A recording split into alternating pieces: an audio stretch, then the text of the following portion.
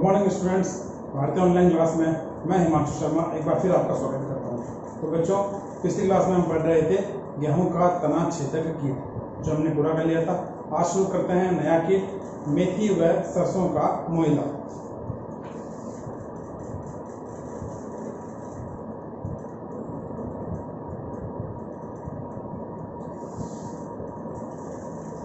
मेथी व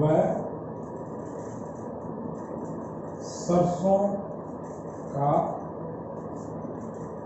मोइला।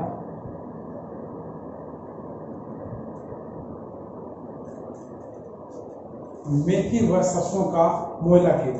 तो सबसे पहले शुरू करते हैं इसका वैज्ञानिक नाम। तो इसका वैज्ञानिक नाम होता है लिफेरेसिस एरिसाइफी।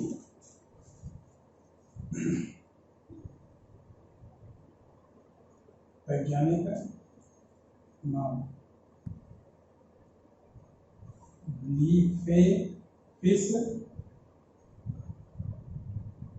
एरिसाइफी। वैज्ञानिक नाम जब भी लिखेंगे हमेशा उसको अंडरलाइन करेंगे। ये बात मैं आपको हर क्लास में नोटिस करवा रहा हूँ, ठीक है। तो ये इसका है वैज्ञानिक नाम लिफेरेसिस एरिसाइफी, जिसमें लिफेरेसिस इसका वंश है और एरिसाइफी इसकी जाति। फिर बात करते हैं इसकी वर्गीकरण की।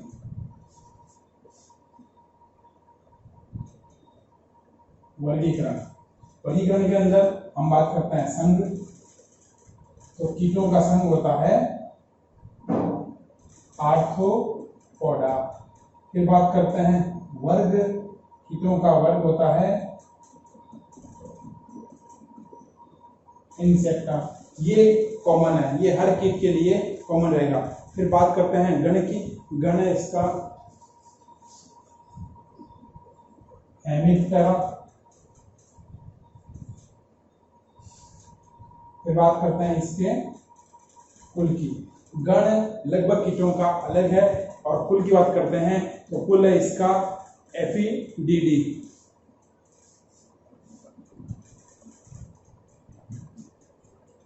ये इसका कुल हो गया। वंश लिफेरेसिस,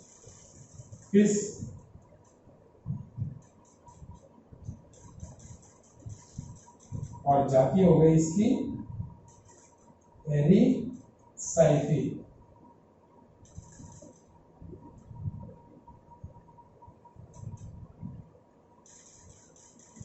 ये इसका वर्गीकरण हो गया। आर्थ्रोपोडा संघ है, इंसेक्टा वर्ग है, और हेमिप्टेरा गण है, और एफिडिडी इसका कुल है।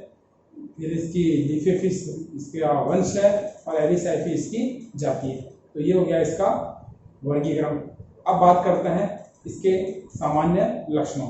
लक्षणों से पहले इसका जो प्रकोप होता है इस कीट का, ये उत्तर प्रदेश, मध्य प्रदेश, पंजाब, महाराष्ट्र, बिहार, गुजरात, कर्नाटक और राजस्थान स्टेट में इसका प्रकोप ज्यादा होता है। तो इस कीट का जो प्रभावित क्षेत्र है वो वापस करा यूपी, एमपी, पंजाब, महाराष्ट्र, बिहार, गुजरात, कर्नाटका और राजस्थान, ये इसका प्रभावित क्षेत्र होता है। फिर बात करते हैं इसके लक्षणों की। तो लक्षण बताने से पहले मैं आपको उसका डायग्राम दिखा रहा हूँ। डायग्राम देखिए आप।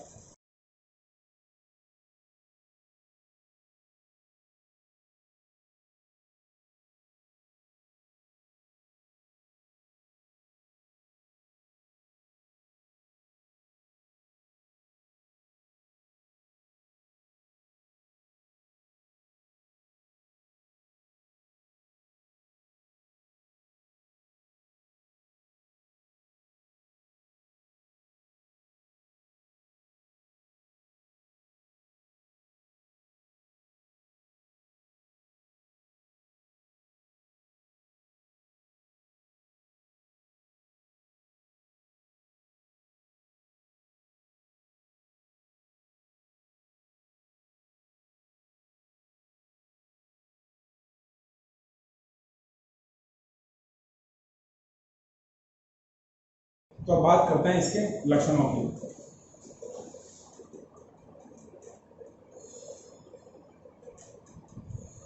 लक्षण आपने देखा डायग्राम के अंदर ग्रीन कलर का आपको हरे रंग का एक पारदर्शी कीट सा दिख रहा था। जी हाँ, इसका जो वयस्क होता है वो पंख युक्त होता है और पंखहीन भी होता है, मतलब इसके अंदर पंख युक्त यानी वयस्क में पंख पाए भी जाएंगे या अनुपस्थित भी हो सकते हैं। दोनों प्रकार का होता है ये। शरीर का आकार लगभग छोटा और 1 से 10 सेंटीमीटर लंबा होता है। ये लंबाई होती है 1 से 10 सेंटीमीटर तक इसकी लंबाई होती है। छोटे से लेकर बड़े आकार तक ये होता है। ठीक है, मुलायम कीट होता है, रंग हरा या हल्का स्लेटी रंग का होता है।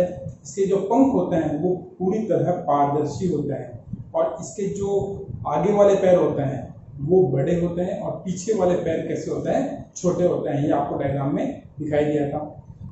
तो जो कीट का शरीर होता है वो 3 भागों में बटा होता है। सिर, वक्ष, उदर कीटों की विशेषता होती है कि शरीर 3 भागों में बटा होता है। इसका जो वक्ष भाग होता है उसके आधारी तल के ऊपर 3 जोड़ी टांगे पाई जाती हैं। इसका जो उदर का भाग होता है वो लगभग 9 खंडों से मिलकर बना होता है और इसके अंतिम सिरे पर, उदर के अंतिम सिरे पर गुदा स्थित होती है और इसमें से होकर इसका जो मल होता है वो मधुस्राव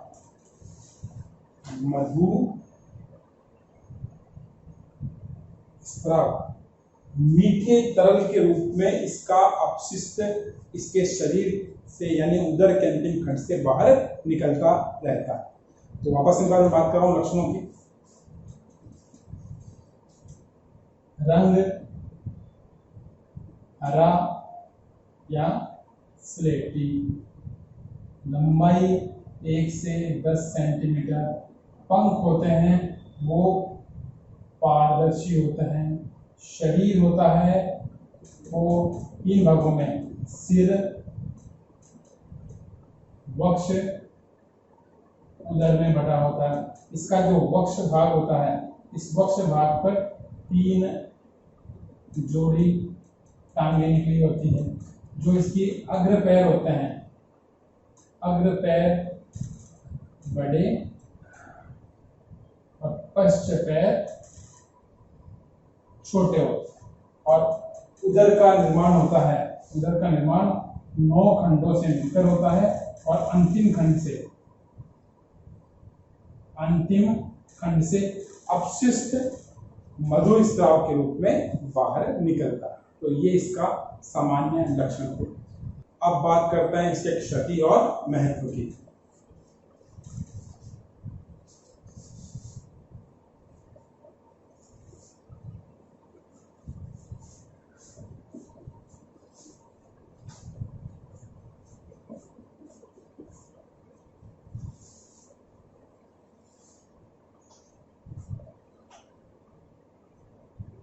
क्षति व महत्व। क्षति और महत्व यह कीट नवंबर के अंतिम सप्ताह और दिसंबर के प्रथम सप्ताह के अंदर फसलों पर दिखाई देता है। फसल को नुकसान पहुंचाने के अंदर जो मुख्य भूमिका होती है वो इसके शिशु और वयस्क दोनों की समकक्ष होती है, दोनों समान रूप से हानि पहुंचाते हैं। ये कीट पादप की जड़ों को छोड़कर संपूर्ण भागों पर इफेक्ट डालते हैं। ये पादप के तने, पत्ती, शाखाओं इनका रस चूसते रहते हैं। ठीक है, तो इसका मतलब जड़ को छोड़कर संपूर्ण पादप को ये प्रभावित करते हैं। इसका सबसे अधिक प्रकोप पादप के तने पर होता है। तने के साथ साथ पादप के जितने मुलायम भाग होते हैं, जैसे मुलायम पत्तियां हैं, पुष्प हैं, कलिका हैं, ये इनको ज़्यादा प्रभावित करता है। इसके प्रकोप से पादप की जो वृद्धि होती है वो रुक जाती है। उसके पश्चात पौधे पीले पड़ने लग जाते हैं तथा साथ साथ में पौधे सूख जाते हैं और पौधे सूख कर धीरे धीरे कमजोर हो जाते हैं और उस पर शाखाएं भी कम निकलती हैं। ये कीट अपने शरीर से जो मधुस्राव के रूप में अपशिष्ट को बाहर निकालता है उसके कारण इसकी पादप की सतह के ऊपर काले कवक का आक्रमण होने लग जाता है, क्योंकि इसका जो अपशिष्ट होता है वो मीठा होता है। मीठे के चक्कर में कवक उस पर संक्रमित करना शुरू कर देता है। ठीक है, और उसके बाद में इस प्रकार से ग्रसित पादपों के ऊपर उत्पाद होता है, जो फलियां होती है वो बहुत कम लगती है और सीधा प्रत्यक्ष प्रभाव होता है हमारे उत्पादन पर पड़ता है। और फली के साथ साथ अगर फली उत्पादन हो भी जाती है तो फली के अंदर जो तेल की मात्रा होती है वो कम हो जाती है। तो ये इसका क्षति और महत्व था। तो वापस आपने देखा नवंबर अंतिम दिसंबर प्रथम सप्ताह के अंदर फसल पर संक्रमण होता है। कीट जड़ को छोड़कर संपूर्ण पादप को प्रभावित करता है। मूल रूप से तने पर इसका प्रभाव ज्यादा होता है। तने के साथ साथ जो पादप के मुलायम भाग होते हैं, मुलायम शाखाएं होती है, नवोदित पत्तियां होती है, पुष्प होते हैं, फलियां होती है, इन पर ज्यादा प्रभाव करता है। कीट अपशिष्ट के रूप में जो मधु स्राव बाहर निकलता है उसको उसके कारण काला जो कवक होता है, ब्लैक फंजाई,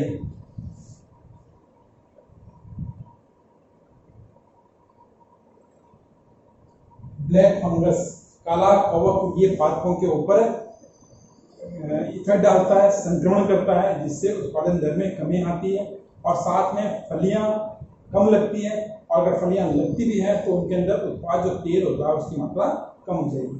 तो इस प्रकार फसल को नुकसान पहुंचाता है। फिर बात करते हैं इसके जीवन चक्र की। तो जीवन चक्र शुरू करने से पहले मैं आपको जीवन चक्र का डायग्राम दिखाता हूँ। देखिए,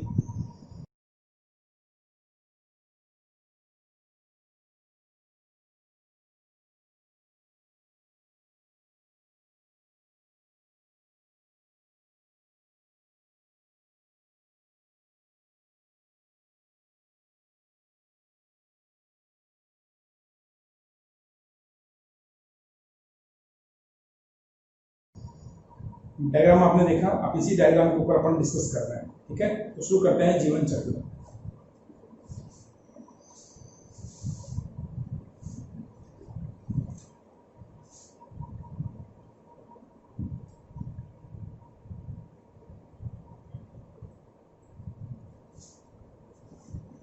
इस कीट का जीवन चक्र होता है वह दो भागों में, मैदानी और पहाड़ी दोनों क्षेत्रों में चलता है। मतलब यह मैदानी क्षेत्र के साथ साथ पहाड़ी क्षेत्र में भी अपना जीवन यापन पूरा करता है। ये मैदानी क्षेत्रों में मादा कीट अंडे नहीं देती। मैदानी क्षेत्रों में जो कीट होती है इसका जीवन चक्र मैदानी और पहाड़ी क्षेत्र में, मैदानी क्षेत्र में मादा अंडे नहीं देती, यहाँ सीधे बच्चे या शिशु यानी जरायुज प्रवृत्ति। मादा मैदानी क्षेत्रों में अंडे नहीं देती है, मैदानी क्षेत्रों में शिशुओं को जन्म देती है, यानी जरायुज प्रवृत्ति की होती है। अतः इस कारण से इसमें दो प्रकार की अवस्थाएं शिशु और वयस्क मिलती है। कहाँ पर? मैदानी क्षेत्र के जीवन चक्र। अगर मैदानी क्षेत्र के कीट का जीवन चक्र देखते हैं तो वो देखो इस प्रकार से दिखता है। वयस्क ने दिए शिशु, शिशु से वयस्क, यानी दो ही अवस्था है, वयस्क ने दिए शिशु, शिशु से फिर वयस्क ने शिशु के। तो ये प्रकार है कहाँ का? मैदानी क्षेत्र के कीटों का जीवन चक्र। इसके विपरीत जब हम बात करेंगे कहाँ की? पहाड़ी क्षेत्र की, तो उसके अंदर तीन अवस्था पाई जाती है। उसके अंदर अंडा होता है, शिशु होता है और वयस्क अवस्था पाई जाती है। पहाड़ी क्षेत्र के अंदर इसका विपरीत, अंडे देती है, ठीक है ना, और कौन सी प्रवृत्ति होती है? अंडज। और इसका जीवन चक्र कैसा होता है? वयस्क ने दिया अंडा, अंडे से निकला शिशु और शिशु से वयस्क। तो पहाड़ी क्षेत्र के अंदर तीन अवस्थाएं, मैदानी क्षेत्र में दो अवस्थाएं देखने को मिलती है। तो जीवन चक्र दो भागों में बटा हुआ, दोनों भाग आपने देखी। जो मोयला कीट है वह शुरुआत के अंदर नवंबर दिसंबर के आसपास सरसों के पौधों पर संक्रमण करता है। इनमें से मादा कीटों की जो संख्या होती है उसमें अधिक होती है, नर कीटों की संख्या कम होती है। मादा कीट सीधे शिशुओं को जन्म देती है। इस क्रिया को क्या बोलते हैं? अंडजरायुजता या ओविपेरिटी कहते हैं। और कीटों को अंडजरायुज, मादा कीटों को क्या बोलते हैं जीवन चक्र में? अंड जरायुजता। कौन सी अवस्था? ये वाली अवस्था। मादा इस अंड जरायुज अवस्था में सीधे संतान उत्पन्न की जाती है, अंडे नहीं दिए जाते हैं। इसको बोलते हैं अंड जरायुजता अवस्था कहा जाता है, और ऐसे कीटों को अंड जरायुज कीट कहते हैं। कीट कहलाते हैं अंड जरायुज कीट कहलाते हैं, क्योंकि अंडे भी देती है और जरायुज दोनों प्रवृत्ति दर्शाती है। जो अंडे और जरायुज संतान उत्पन्न करती है उन्हें बोलते हैं अंड जरायुज कहते हैं। तो मादा की जो कीट होती है वो दो प्रकार के शिशु देती है, एक मैथुन क्रिया के पूर्व, एक मैथुन क्रिया के पश्चात। तो मैथुन क्रिया के पश्चात जो अंडे देते हैं वो तो हो गए निषेचित अंडे, क्योंकि उसमें नर का युग्मक और मादा का युग्मक रहता है। लेकिन जो मैथुन क्रिया से पहले का अंडा होता है उसमें केवल मादा युग्मक होता है, नर युग्मक नहीं पाया जाता।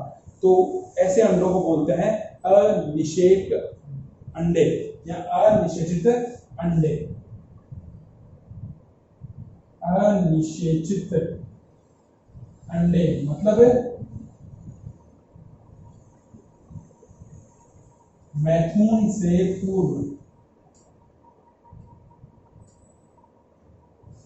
मैथुन नर कीट और मादा कीट के मध्य जो शारीरिक संबंध होता है उसको बोलते हैं मैथुन क्रिया। तो उस क्रिया से पहले अगर अंडे दिए जाते हैं तो उनको बोलते हैं अनिषेचित अंडे, और अगर इसके बाद में दिए जाते हैं तो उन्हें बोलते हैं निषेचित अंडे। और अनिषेचित अंडों को उत्पन्न करने की प्रक्रिया को बोलते हैं अनिषेक जनन।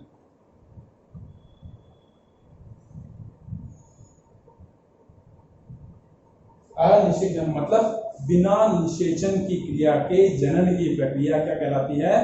अनिषेक जनन कहलाती है। ठीक है, तो ये हो गया अपना एक डेफिनेशन। ये इंपॉर्टेंस बनती है कि अपने सिलेबस में पहला कीट आया है जिसमें अनिषेक जनन पाया जाता। आगे करते हैं। इस प्रकार कम से कम समय के अंदर, क्योंकि देखो यहाँ एक शर्त हट गई, कौन सी? कि अगर मैथुन नहीं हुआ, अधिकतर कीटों में अगर नर और मादा के मध्य क्रिया नहीं होती है तो संतान उत्पन्न नहीं होती। लेकिन इस कीट के साथ में ऐसा कोई नियम नहीं है। इसका मतलब ये वयस्क होने के बाद में चाहे नर के साथ संबंध हो चाहे न हो, ये अंडे देना प्रारंभ कर देता है। तो इसका मतलब क्या हुआ? ये कम से कम समय के अंदर अपनी संख्या तेजी से बढ़ाता है। तो शिशु तेजी से, तो कम से कम समय के अंदर जब अधिक, तो अंडों से लगभग 3 से 7, तो अंडे देने के पश्चात 3 से 7 दिन में शिशु वयस्क बन जाता है। ड्यूरेशन देखिए आप, अंडे से शिशु और शिशु से वयस्क, यहां से यहां आने में टाइम कितना लगेगा? 3 से 7 दिन, यानी बहुत कम समय के अंदर ये अपनी संख्या बढ़ा रहा है। और 3 से 7 दिन आने के बाद में ये वापस अंडे देना चालू कर देता है। तो इसका जीवन चक्र बहुत तेजी से बढ़ता जाता है। फिर बात करते हैं, लेकिन अब फरवरी महीने में जो कीट होता है ये पंखित होता है। इससे पहले तक बिना पंख वाला था, लेकिन फरवरी तक आते आते इसमें पंख विकसित हो जाते हैं और अब ये पलायन करता है, इसे एक स्थान से उड़कर दूसरे स्थान तक चला जाता है। तो इसीलिए एक क्षेत्र में इसकी कई पीढ़ियां एक साथ चलती रहती है। तो ये सबसे बड़ा इसका जो नुकसान वाला बिंदु है वो यही है, ये कम से कम समय के अंदर जनन करने की क्षमता धारण कर लेता है और साथ में अनिषेक जनन की प्रक्रिया पाई जाती है। फिर बात करते हैं इसके प्रबंधन की।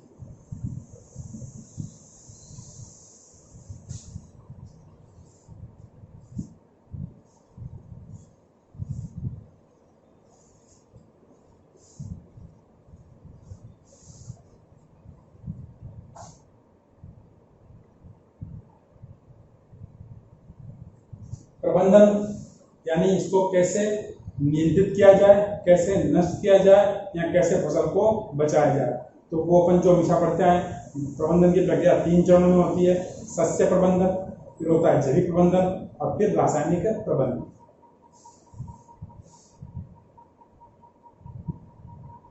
सस्य प्रबंधन, तो तो उसके सस्य प्रबंधन में देखो कि सरसों की बुआई ज्यादातर क्या होता है, ये जो कीट होता है सरसों पर प्रभाव डालता है। तो अब आपने ड्यूरेशन में देखा था कि नवंबर दिसंबर के समय ये सरसों के ऊपर ज़्यादा दिखाई देता है। तो अगर इस समय तक अगर फसल तैयार हो जाए तो मैं ये बताना चाह रहा हूँ, तो फसल की बुआई जल्दी कर देनी चाहिए ताकि नवंबर दिसंबर में कीटों का प्रभाव या कीटों का संक्रमण वो फसल को प्रभावित न कर सके और पादप आकार में वृद्धि करके उसके प्रभाव को सहन कर सके और उससे उस पर कोई प्रभाव न हो। ऐसी स्थिति में पादप आ सकते हैं, तो उसके लिए फसल को समय से पहले बो देना चाहिए, एक सबसे बढ़िया तरीका। दूसरी की बात करते हैं तो कुछ इन कीटों की प्रतिरोधी किस्में होती है, जैसे AGH1 प्रतिरोधी किस्में।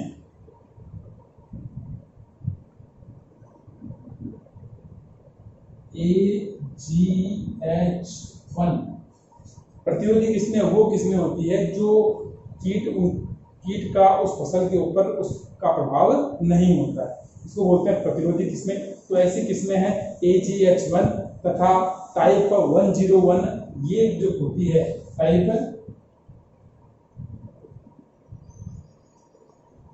101, ये प्रतिरोधी किस्में हैं, इनको बोने पर इसका प्रभाव नहीं होता।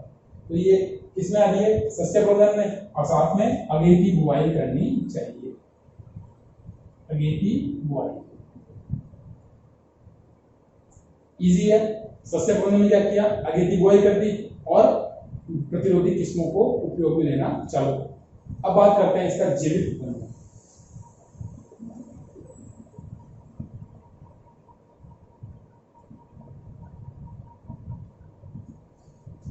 जैविक प्रबंधन मतलब किसी न किसी सूक्ष्म जीव या पक्षियों का प्रयोग किया जाता है। तो माहू कीट के जो प्राकृतिक शत्रु होते हैं, ये जो अपना माहू कीट है, सरसों के मोला कीट को माहू कीट भी कहते हैं। तो माहू कीट का जो प्राकृतिक शत्रु है वो है लेडी बर्ड बीटल है, फिर है एफिड लॉयन है,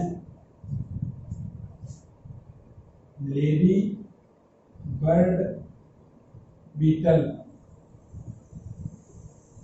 aphid lion. Lady bird beetle, aphid lion, मैं आपको दिखा रहा हूँ। जो पहला डायग्राम है वो लेडी बर्ड बीटल का है, जो दूसरी पिक्चर आपको दिख रही है वो है ये अपने एफिड लॉयन की। देखिए आप,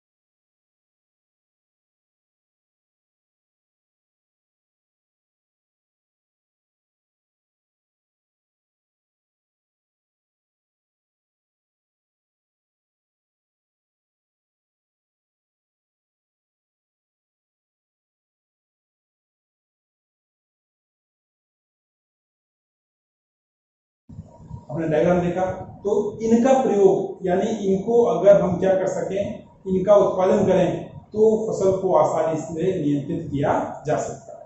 ठीक है, तो दोनों आपने डायग्राम देखे, आपको समझ में आ गया होगा कि कीट अपने मित्र कीट भी होते हैं जो फसल को फायदा पहुंचाते हैं, हानिकारक कीटों को नष्ट करते हैं। अब बात करते हैं रासायनिक प्रबंधन।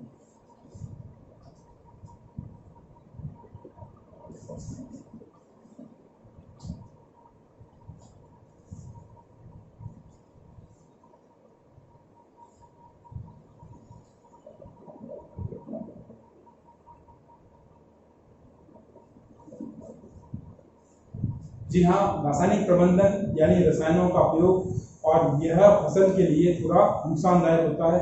फसल के साथ साथ यह लोगों के स्वास्थ्य पर भी बुरा प्रभाव डालता है, तो इसका प्रयोग सोच समझकर सावधानी पूर्वक करना चाहिए। तो रासायनिक प्रबंधन के अंदर जो हमेशा अपन करते हैं, मेलाथियान 5%,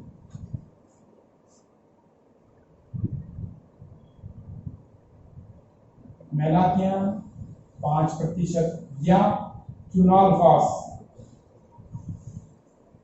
मेलाथियान और क्विनोलफास ऐसे रासायनिक पदार्थ हैं जो लगभग हर फसल में काम करते हैं।